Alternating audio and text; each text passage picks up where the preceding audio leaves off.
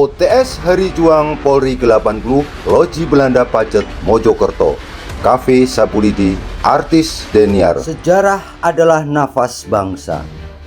Setiap langkah, setiap tetes keringat adalah warisan yang tak boleh terlupa.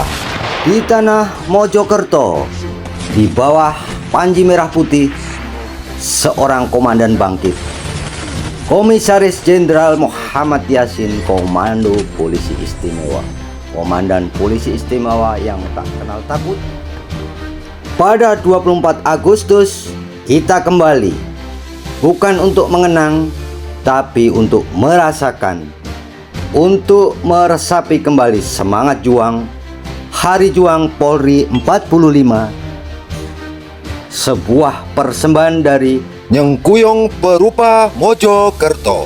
kisah perjuangan melukis dalam pertunjukan seni OTS Hari Juang Polri 45. Sebuah napak tilas, sebuah penghormatan di Loji Belanda Cafe Sapulidi.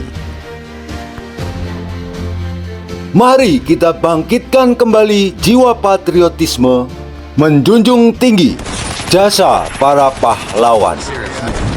Napak tilas Komisaris Jenderal Muhammad Yasin di bumi Mojokerto. Merdeka! Merdeka! Merdeka!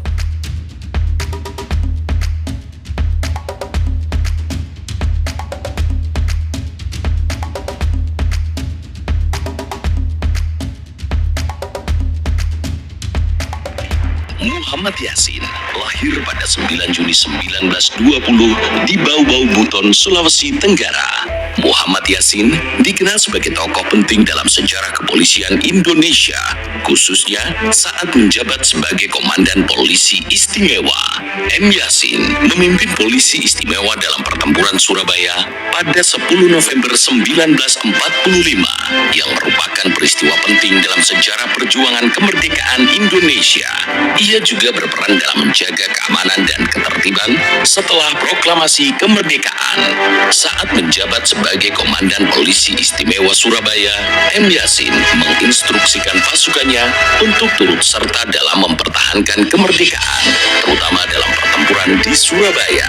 Beliau menolak penggabungan polisi ke dalam militer Jepang dan memperjuangkan agar Polisi Istimewa menjadi bagian dari Kepolisian Republik Indonesia.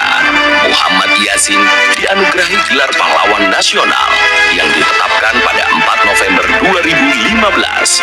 M. Yasin dikenal sebagai sosok yang tegas, berani, dan memiliki jiwa kepemimpinan yang kuat, baik dalam konteks kepolisian maupun dalam perjuangan kemerdekaan.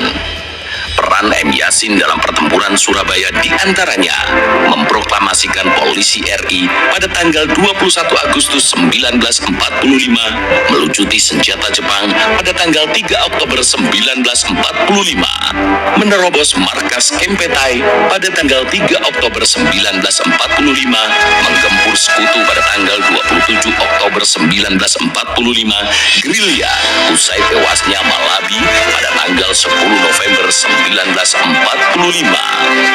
Untuk menghormati jasa Jenderal Polisi Muhammad Yasin dan memperkuat nilai sejarah kota Surabaya, Kepolisian Daerah Jawa Timur membangun monumen patung M. Yasin di Jalan Polisi Istimewa Surabaya.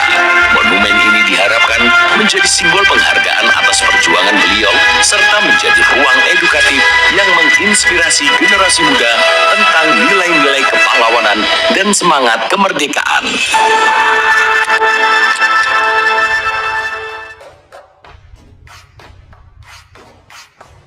Karya yang kami persembahkan ini memberikan pesan tersendiri. Dari tanah inilah kita bisa berkomunikasi. Tanah merupakan simbol persatuan dan keadilan.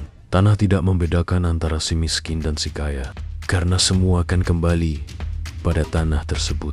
Tanah tidak hanya sebagai lahan, namun tanah merupakan sumber kehidupan. Kita tidak akan mungkin lepas dari alam. Kita akan terus hidup berdampingan dengannya.